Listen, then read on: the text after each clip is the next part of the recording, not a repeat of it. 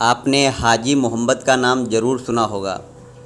वो दिन में 5 बार मस्जिद में जाकर नमाज़ पढ़ते थे, इसलिए उनका नाम हाजी पड़ा था, क्योंकि वे कई बार हज कर चुके थे।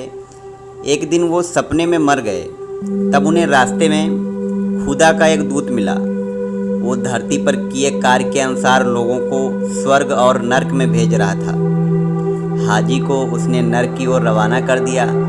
तब हाजी ने आश्चर्य व्यक्त करते हुए कहा, इसका मतलब है कि मेरी 5 टाइम की नमाज बेकार गई। दूत बोला, तुमने अकेले में कम, लोगों के सामने ज़्यादा नमाज पढ़ी थी और तुम्हारा नज़र ऊपर वाले पर कम थी, नीचे वाले पे ज़्यादा थी, इसलिए तुम्हें नर्क में भेजा जा रहा है। इस कहानी से सीख मिलती है कि इबादत छिपाने से बढ़ती है और दिखाने से घटती है। कि आज की दुनिया में दिखावा बहुत बढ़ गया है। लोग पूजा भी करते हैं तो दिखाकर करते हैं, प्रार्थना करते हैं तो प्रदर्शन अधिक करते हैं, सेवा करते हैं तो अहंकार अधिक करते हैं। लेकिन कभी आपने जानने की कोशिश की है कि यह सब क्यों होता है? क्योंकि आपका मन कंट्रोल नहीं रहता, इसलिए आप करते कुछ हैं और होता कुछ और है। जबकि सफलता पाने के लिए मन को कंट्रोल में रखना बहुत ज़रूरी है। कहते हैं कि यदि मेरे पास ज़्यादा पैसा होता तो बेहतर योजना होती, लेकिन मैं कहता हूँ कि यदि आपके पास बेहतर योजना होती तो ज़्यादा पैसा होता।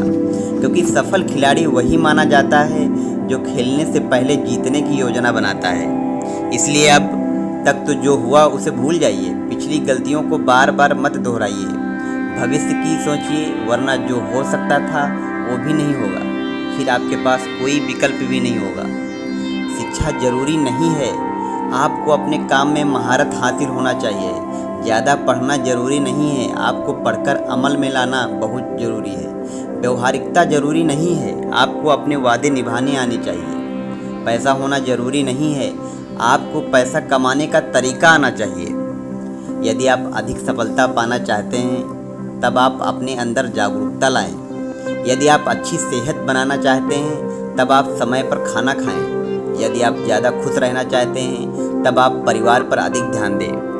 और यदि आप अकूत दौलत कमाना चाहते हैं तब आप दूसरों के प्रति ईमानदार रहें, क्योंकि ये सारी शक्तियाँ आपकी अंदरूनी ताकत का हिस्सा हैं जिन्हें जगाना पड़ता है, फिर मनुष्य शक्तिशाली बन जाता है। हर किसी की ज़िंदगी का एक उद्देश्य होता है, क्योंकि बिना उद्देश्य की ज़िंदगी नहीं होती। यदि आप सफल होना चाहते हैं तो एक अच्छा इंसान बनने की कोशिश करो, लेकिन वही करो जिसे करने का आपने सपना देखा है। किस्मत को कोसने वाले सफल होने की गलतफहमी पालते हैं और मेहनत करने वाले किस्मत को बदल डालते हैं, क्योंकि किस्मत का हर दरवाज़ा बेहतर सेवा देने की सोच के साथ ही खुलता है। इसलिए जो लोग किसी कामयाब कंपनी को बनाते हैं वो पहले किसी दूसरी कंपनी के लिए काम कर चुके होते हैं, जहां उन्होंने कंपनी को शिखर पर पहुंचाने की कोशिश की थी।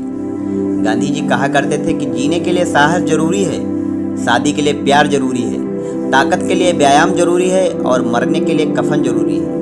लेकिन मैं कहता हूँ, त्याग के बिना मदर टेरेसा नहीं बना जा सकता, विष पिए बिना ओशो नहीं बना जा सकता, संघर्ष किए बिना ओबामा नहीं बना जा सकता और रिस्क लिए बिना सफल नहीं हुआ जा सकता। आपका जीवन ताश के पत्तों की तरह है, इसलिए जब आपके हाथ में पत्ते हों तो सोचो कि पत्तों से कैसे खेलें ताकि बाजी जीती जा सके। क्योंकि बिजनेस में सफलता पाने का रहस्य है कोई ऐसी चीज़ के बारे में जानना जो दूसरा नहीं जानता।